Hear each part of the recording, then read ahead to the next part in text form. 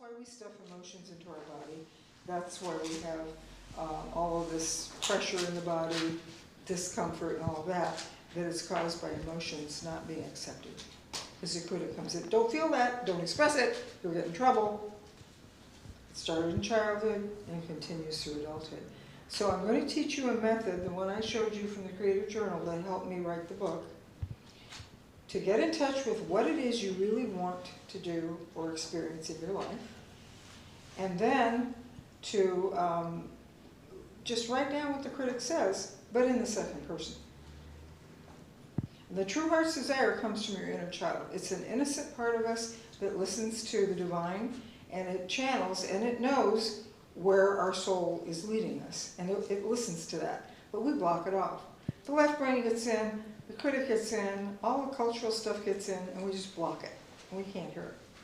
So what we're going to do is have you just sit and get in touch with what is this heart's desire, and draw a little picture of that, something just very, almost like a little logo, something very simple.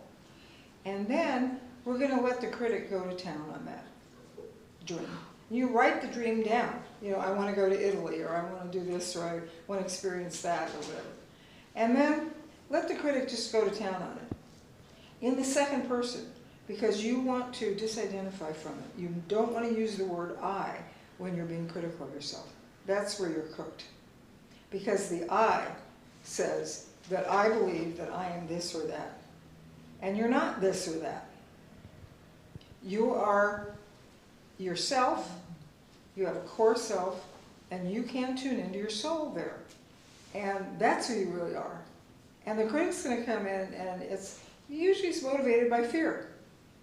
It's afraid, my critic, oh, no publishers are going to ever accept this. If I had continued writing, the critic probably would have said, I'm just saying this for your own good. I'm trying to prevent you from heartbreak and disappointment, because, you're going to spend all this time writing the book, and then you'll turn it into a publisher, and they'll turn it down, and you'll feel bad. So don't start the book. Then you won't have to go through all that pain and torture. Don't do it. That's how the critic operates. And that's the road to death, because you can't listen to your heart's desires, because the critic comes right in and throws a wet blanket on it, and then you go into depression, low energy, chronic fatigue. Why? Because your inner child's not there. Children have a lot of energy. Our inner child has a lot of energy. And so when we stay in touch with it, and we're doing our soul's work, the inner child's there for us. It gives us all kinds of energy. But if we block it off with the critic, then we're cooked.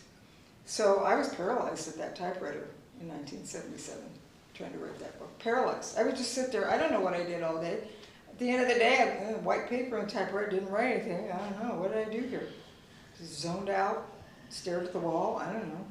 I didn't go out do something else. I stayed there, but I didn't accomplish anything because of my critic. So what I'd like you to do for now, I'm going to put some music on for this, and I'm going to have you go deep inside yourself and really pay attention to what your heart's desire is at this time in your life. What would you like to experience? What would you like to, where would you like to go? What would you like to do? One thing. You can do this many times and get in touch with a lot of different heart's desires at different times. But I want you to just focus on one right